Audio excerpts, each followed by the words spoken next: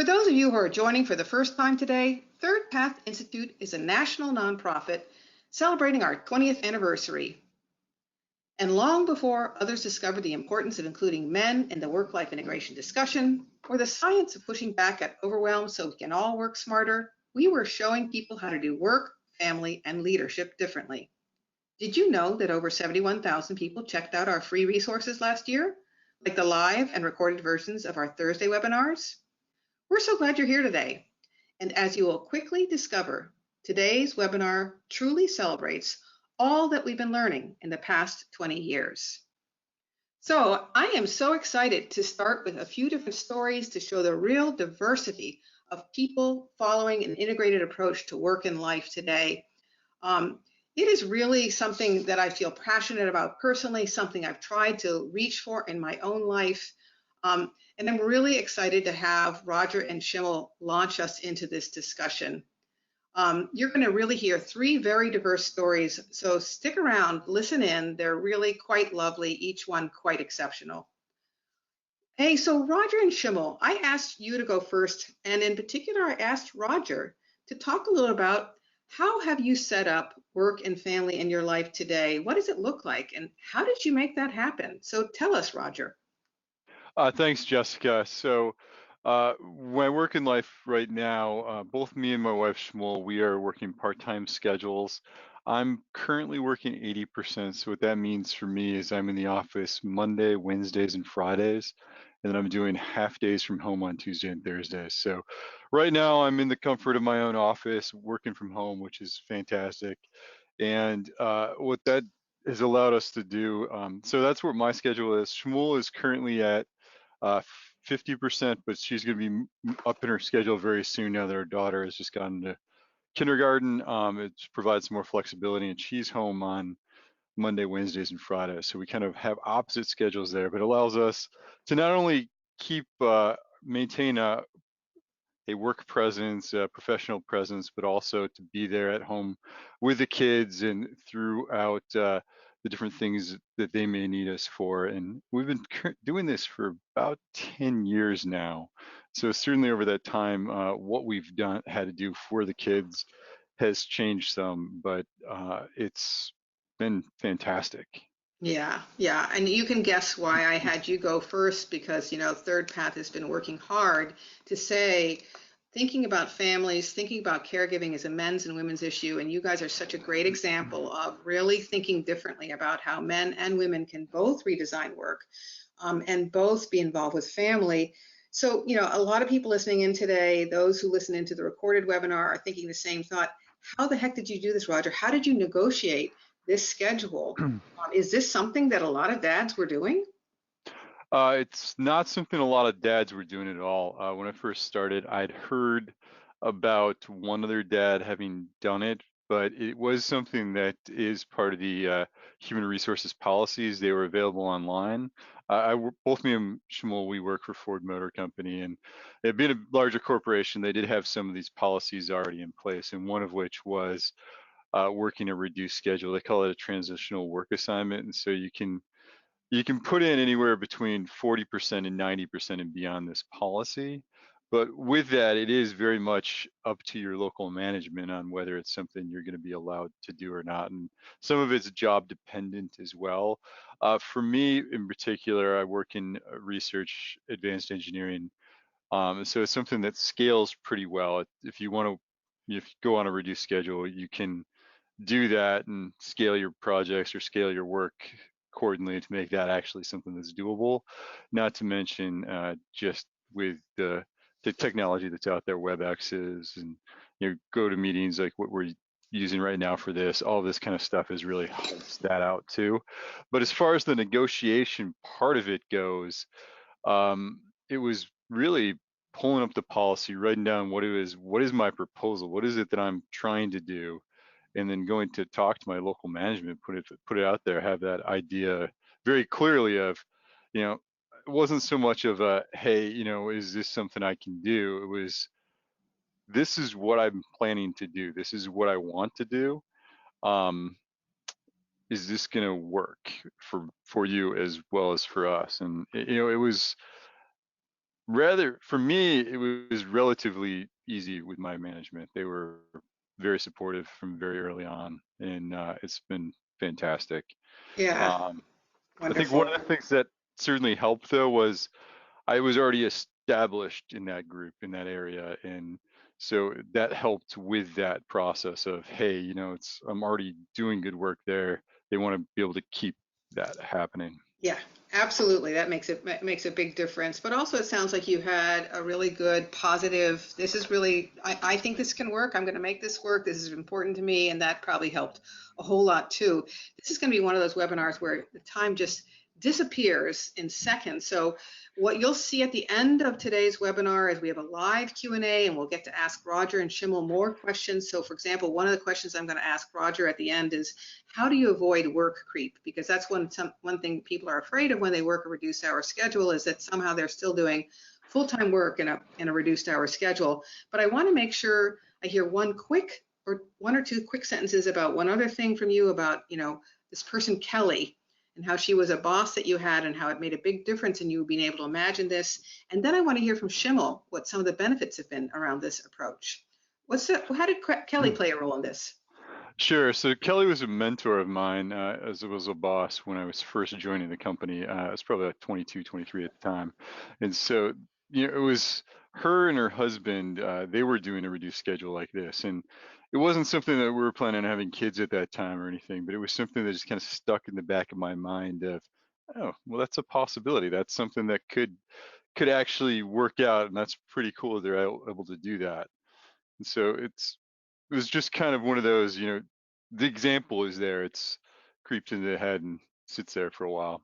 It does. And I think that's a big message all year long, is that in order for us to really make change, we as individuals need to go ahead and ask and be courageous and negotiate some change. But what our bosses do makes a big difference. And so a big part of this year's webinars is to talk about how can we support more bosses to really model an integrated life. And by the way, here's this wonderful picture of Roger and Chimel and their family. Actually, their kids are much, much older. And then what we're going to show next is this slide where we're going to have Chimel talk about some of the benefits of how this, what we call shared care approach to work and family, has made a difference in their families. This is a chart that was put together by Lisa Levy. She's someone who's done shared care forever. She's an expert in these issues. She'll be joining us in April for a webinar. There's a lot of information on this chart. So I decided I'd ask Chimel to just pick a couple to talk about.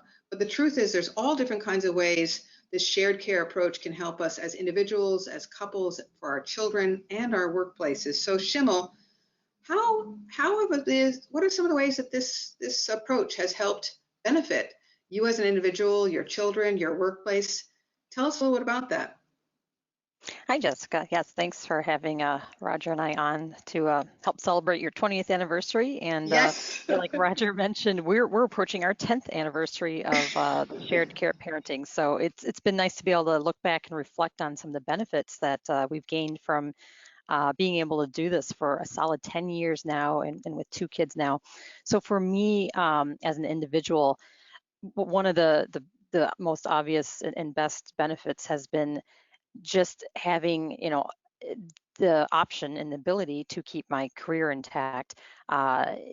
Before we decided to have kids, I kept looking at it as, all or nothing. Either I need to work full time and my kids would be in daycare, which I wasn't comfortable with, or I would have to quit my job as an engineer. I went through engineering school, got a degree. I wasn't ready to give all that up and stay home. And I remember talking to Roger about that when I was very conflicted, and he's the one who very quickly and very easily said, oh, well, that's easy. We can both work a reduced schedule and we can both take turns being home with the kids. And I was like, wow, I can't believe I didn't think about that. And that really surprised me. Why did I leave him out of the equation? I'm not sure. Big mistake. And he had the answer, and he's the one who kind of, made this happen for us. And so, yeah, being able to, over the last 10 years, I've been working a reduced schedule the entire time. I never stepped out of my company or my field. Like he said, our youngest is now in full day kindergarten, and I'm not in a position where I need to now restart my career or figure out how to get back in, or feel like I just lost 10 years and have to start at a lower level, or start a few years behind. I'm just going to keep marching along. Like he said, I'm simply going to increase my schedule a little bit now that I can. But yeah, the greater latitude in career choices and has been a big part of it for me, and just being able to develop, myself, like as a parent and as an engineer. Both parts of that part of myself were kept intact, which Yeah. was very important for me. I really, really needed that, and it worked out really well. And then to go along with that on the individual row, we had a lot of resilience built into our family system. So, we have chosen so far not to travel very much for work, but on occasion we do. And we never had to worry about, well, how is that going to work out? We always had the backup parent. If I had to go somewhere for a week or so, Roger was more than able to handle everything on the home front with the kids and everything that needed to be done. And likewise for him, if he ever needed to be anywhere, then we would just flip our schedules around, and I was home with the kids. So we always had that backup system built in, whether it was work, travel, or really anything else, not even just work related. If someone wanted or needed to go out, just to have fun and socialize with friends or whatever it is, we were always able to tag team and seamlessly just sub for each other, because that's just what we do every day anyhow. So having that built-in resilience was really nice. Yeah, Um, absolutely. yeah. And then for the kids, we were able to customize our schedules to our changing family needs. Like we said, a big change just came about now that we hit a big milestone with 2 kids in school full time. We've been waiting for this day for a very long time, but it just makes things so much easier. Now we have so much more flexibility, and it's great that each of us are still able to keep our reduced schedule. But yeah, I just increased my schedule by 40%. I added an extra day, but neither one of us are returning full time, because we still want to be there at 4 p.m. when our kids get off the bus. We still want to be able to pick them up from their extracurricular activities. We still want to get them onto the bus at 8:20 a.m. And so we are still maintaining our reduced schedule to be able to do those things at the beginning of the day and the end of the day for our kids in the ways that are important to us.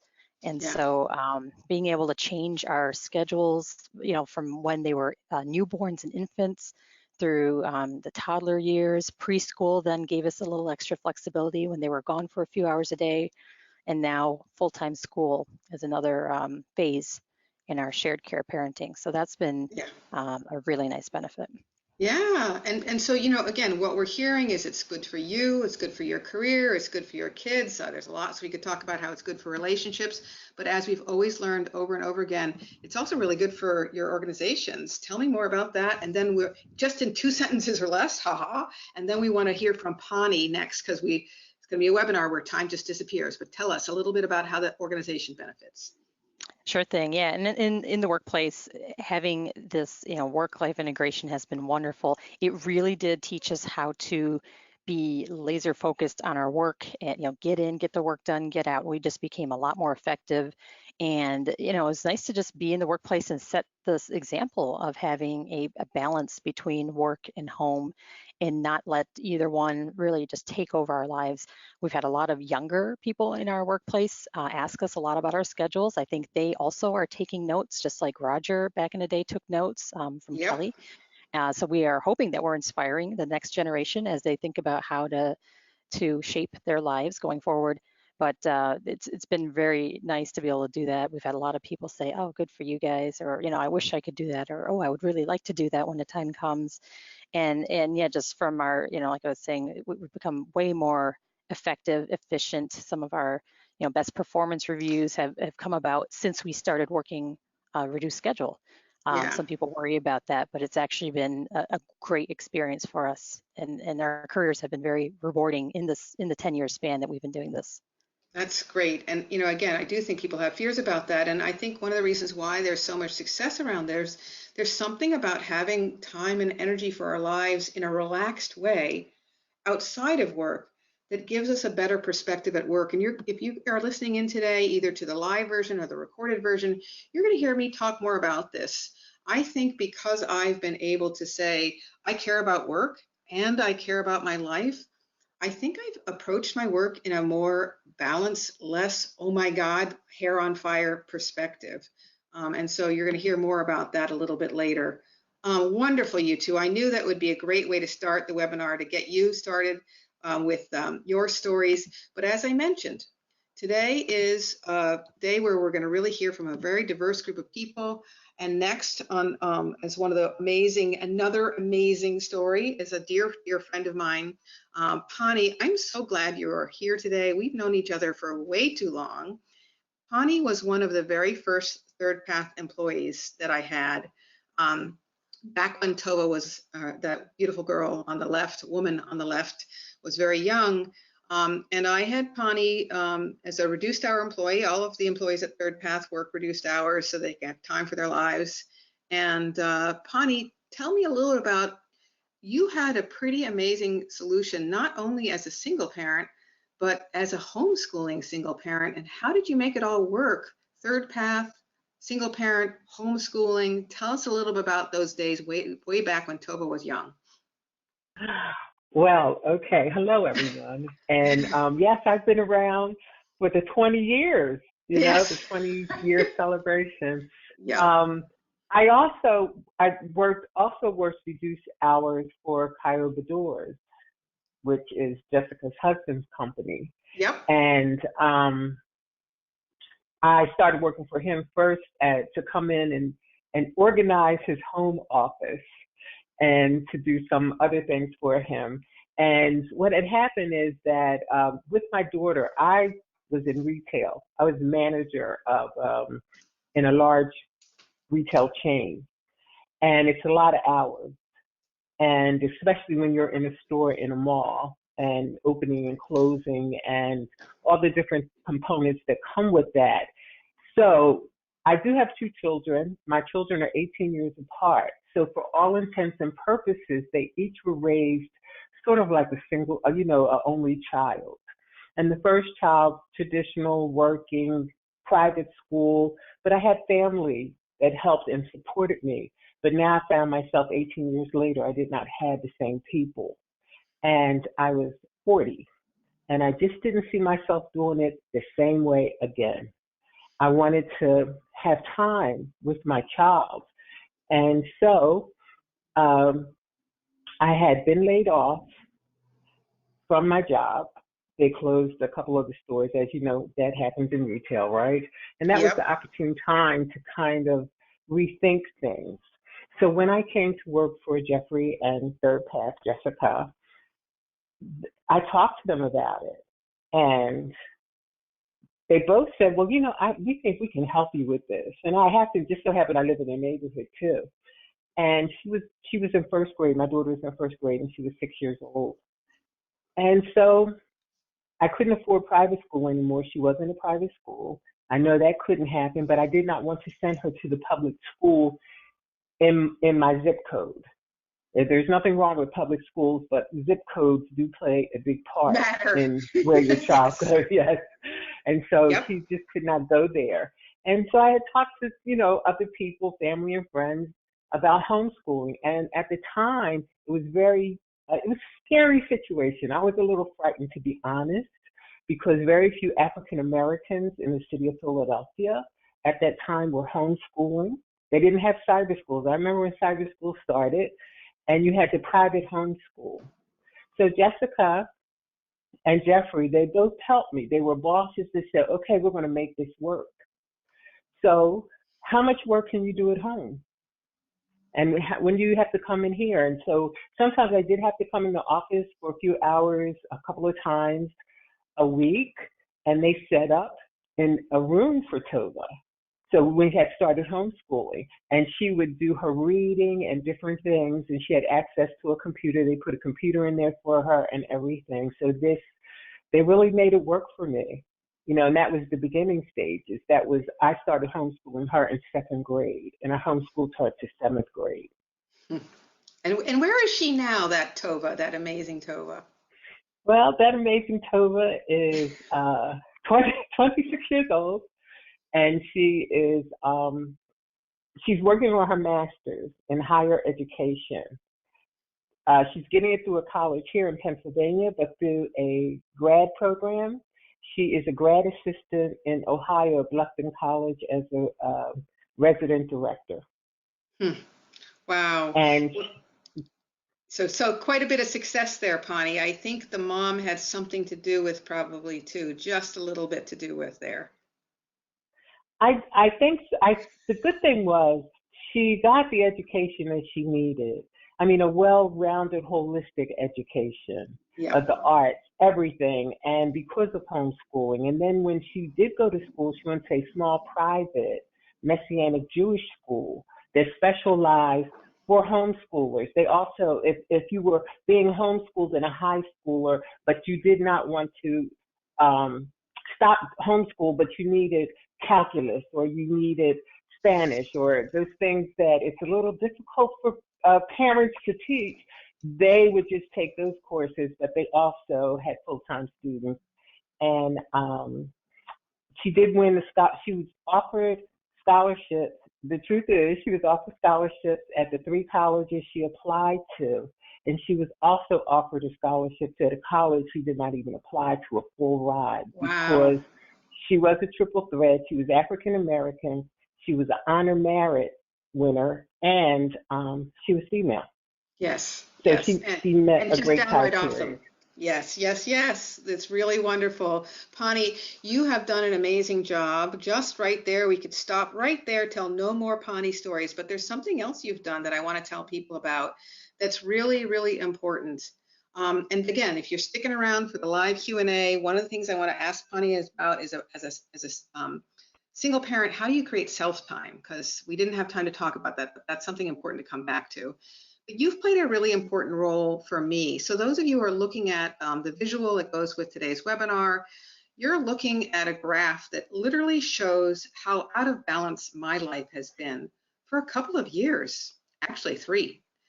The first 2 were because we were really growing as an organization and I was adding staff, and it's just quite a bit of work. Anybody on this call will tell you about that. I'm feeling very proud of the staff that we have, and we are well equipped for the 20 years that come ahead of us. But then after going through all that, I ended up with a year of elder care.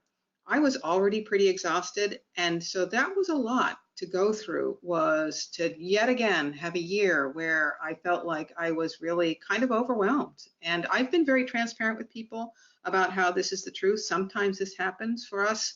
Life and work don't quite work the way we want. Luckily, things have totally settled down in my life, so I'm expecting a very different year this year. We'll see.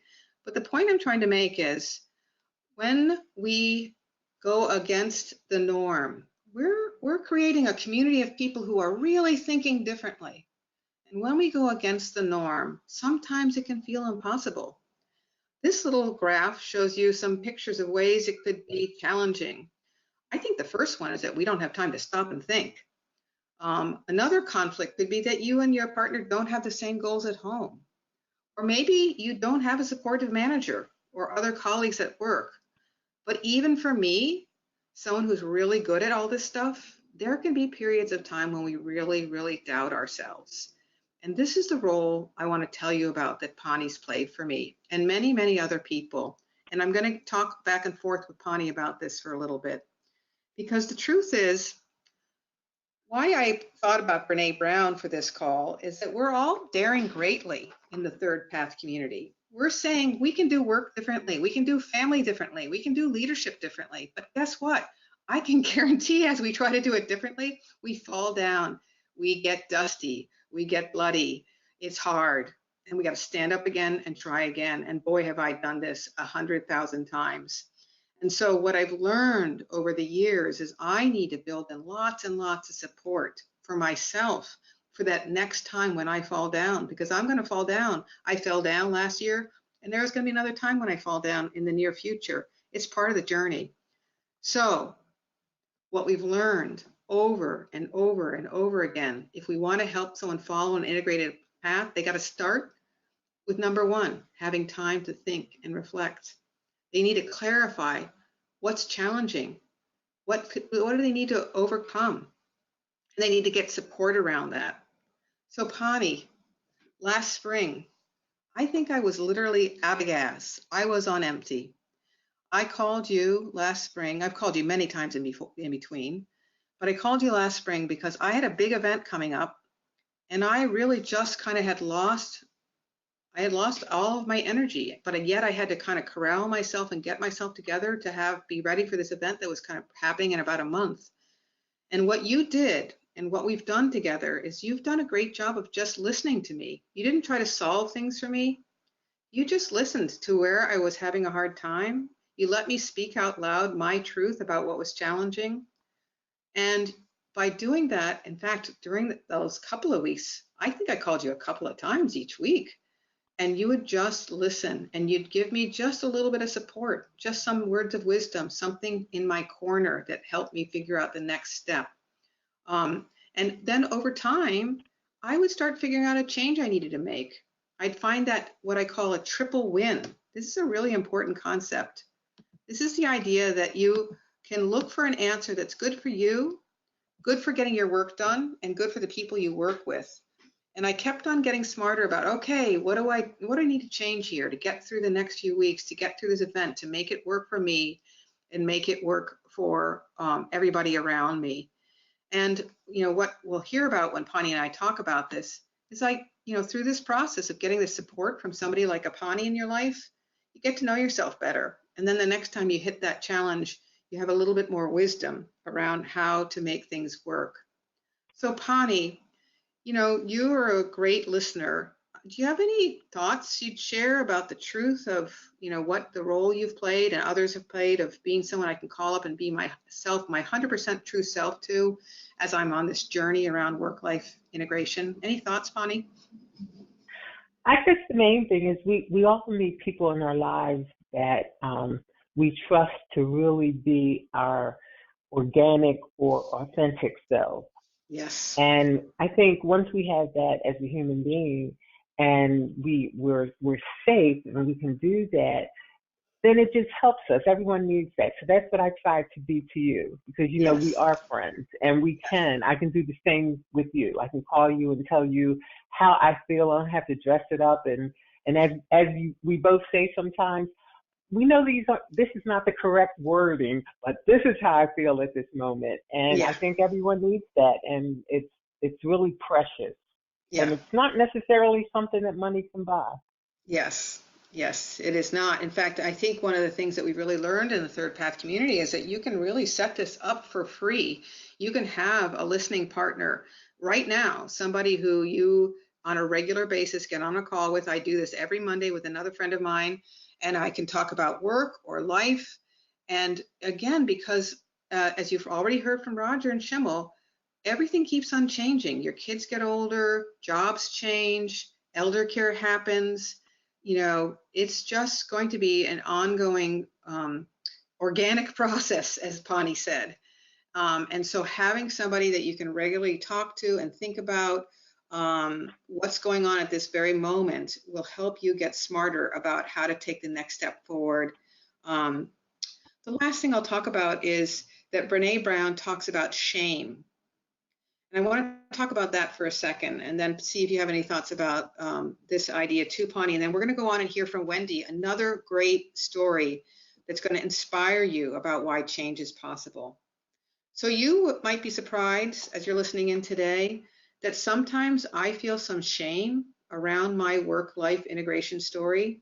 Because you know what? I'm supposed to be an expert. I'm supposed to have it all figured out.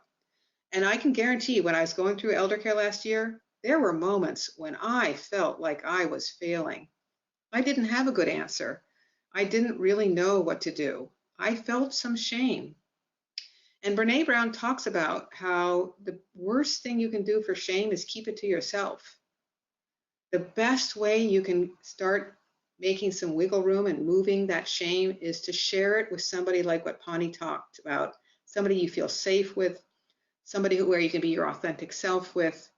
And by then sharing that hard part with that person who's a good listener, you're going to find some next step.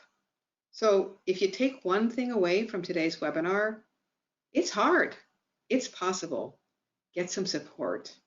Pawnee, any thoughts about how hard this can be and the role of having somebody else out there to help you get through it before we go on and hear Wendy's story?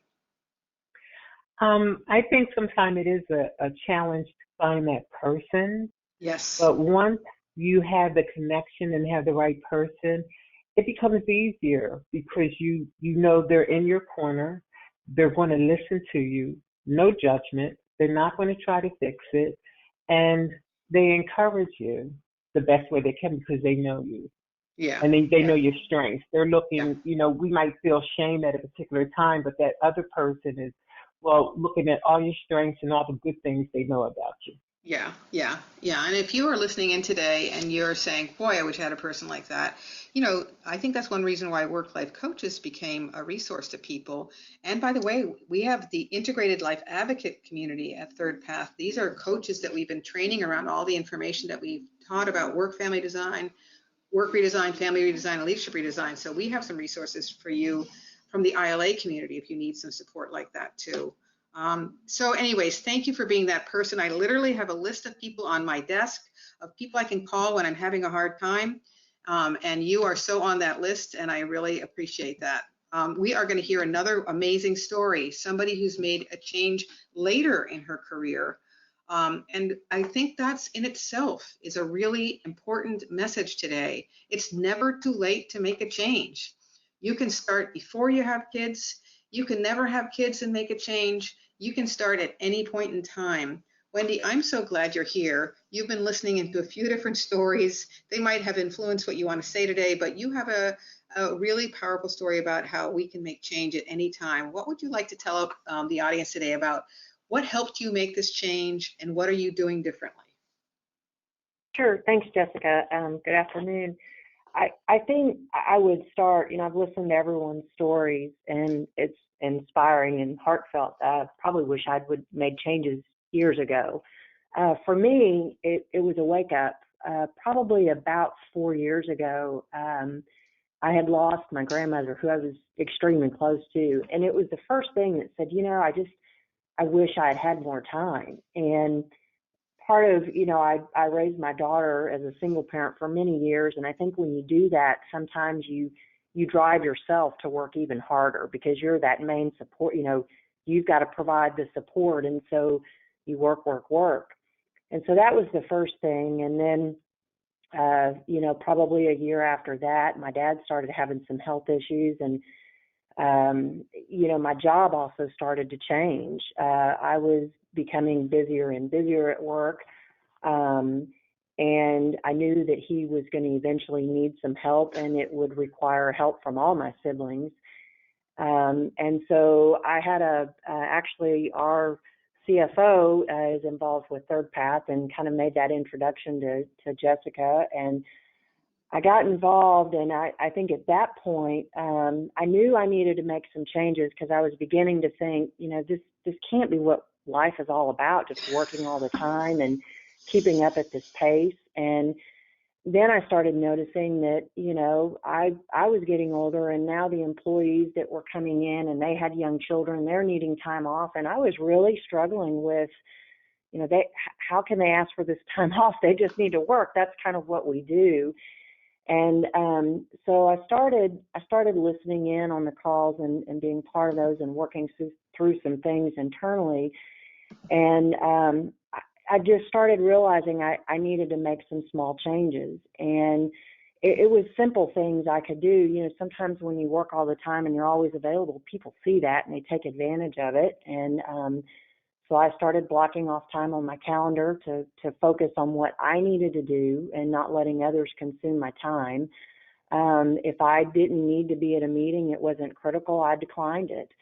And I started doing that in my personal life as well. I had family and friends that, can you come help me with this and that? And I stopped. I really just started trying to get my life kind of a handle around the things in life that I had to do, the things in life that I wanted to do. And so once I started making, some changes, I set the boundaries. I also had to reset expectations with a lot of people. you know, from years of responding to emails, they kind of get used to that, and then they think, well, I'll just call Wendy, you know, she's always available, and I'll get her to help with this. So once I stopped that, then I started looking at the things I wanted to do in life, and I put those on my schedule. You know, I built time in my schedule and made them a priority, which was, you know, in the evenings, you know, I really wanted to spend some time to go work out and spend some me time because I had not really done that. And so I put my workouts on my calendar, and at first it was really tough because I worked all day and then went and had the me time. And then I realized, well, when am I going to spend time with my family and my husband? Well, we took advantage and we built in the Wednesday date night. You know, it was one of those things, we looked at the calendar and said, this is our time. And so every Wednesday we now look forward to whether we go sit on the patio and just talk or we go out, but that's our time to kind of recharge as a couple and talk through what we want to do and where we want to go. And so that has been really one of the things I look forward to. And now, you know, during the week, I could probably stay and work longer, but I've got things I really want to get to, and it's that much easier for me to tell people, hey, I'm cutting out. I've got plans this evening.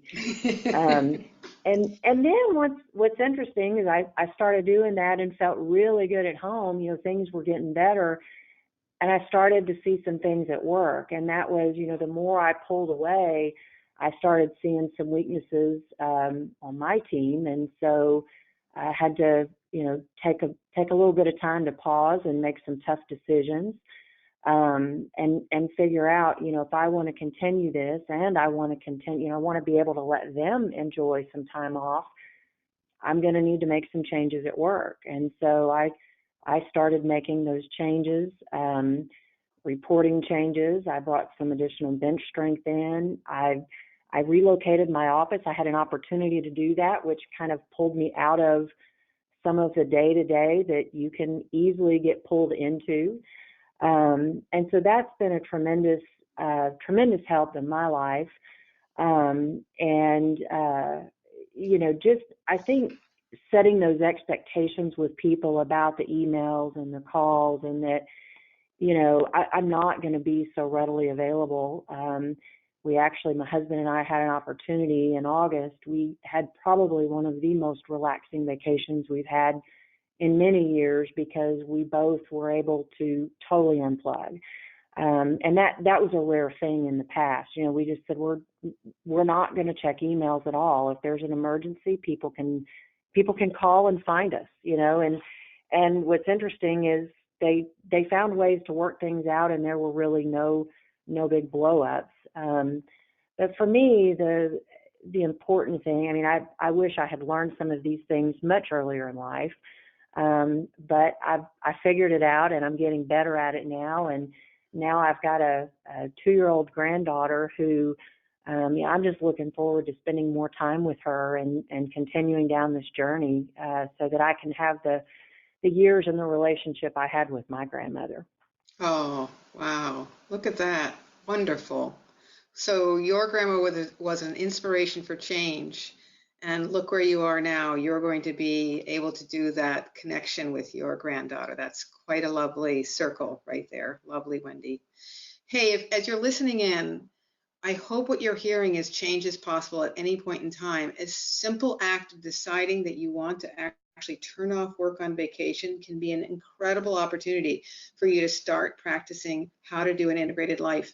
Think about it a couple weeks ahead of time. Think about what it would mean to turn off work. Even if it's just a long weekend, you can start doing this today. So there is tons more we could talk about. All of us will, because we're going to have a live Q&A where you get to ask everybody some questions and hear more about their lives. Ask, they're here to answer some questions today. That's what our live Q&A is about. We've got some amazing people who are part of our Thursday webinars, and they want to help you make some change. So you can stay tuned and get to ask some more questions. We've got 2 more that we're going to add to the thing. How do you avoid work creep? How do you create self-time? But before we go to the live Q&A, I love giving everybody a chance to just share. Remember, we got to keep it short.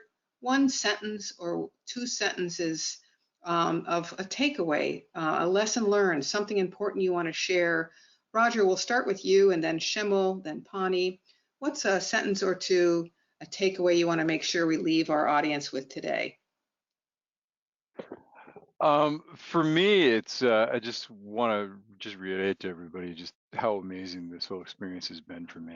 I mean, it's really just been fantastic working the reduced schedule, not only for what it's been able to do for me with interacting with my kids and being there and having my own connections with them, but also how it's allowed me and Shmuel to really understand what each other goes through. But then, this new chapter, as we were mentioning, our daughter has just started kindergarten, and a lot of people had been asking me at work as, hey, are you going to up your schedule, or are you going to come back to work full time, which is in kindergarten? And it's certainly was like in the background, it's like, well, maybe, but why?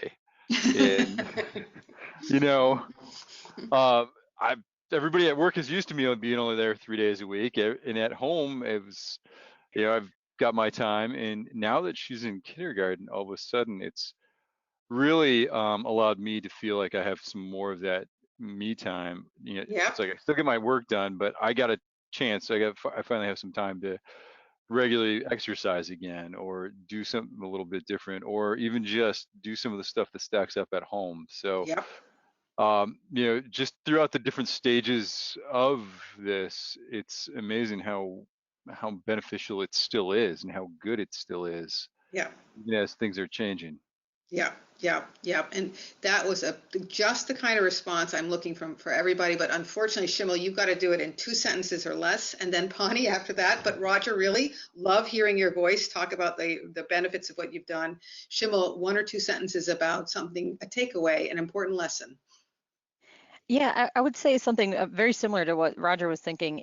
For me, I think one of the biggest challenges was just owning this schedule I have at work, owning this decision to cut back and reduce the hours, reduce the days, and have a more balanced life. Uh, Not everyone, most people are supportive, and certainly our management always was.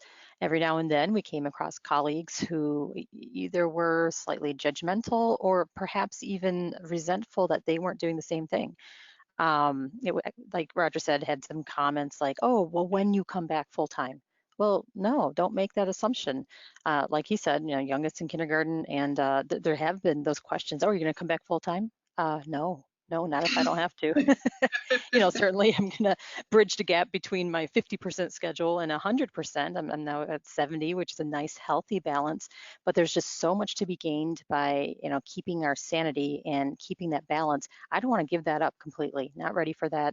And as long as we don't have to, I don't want to. So owning the decision to make this very purposeful decision to reduce our schedule, have a reduced hours, and just keep our eyes on the prize and do what's best for us, and really kind of drown out the noise if there is any on the outside.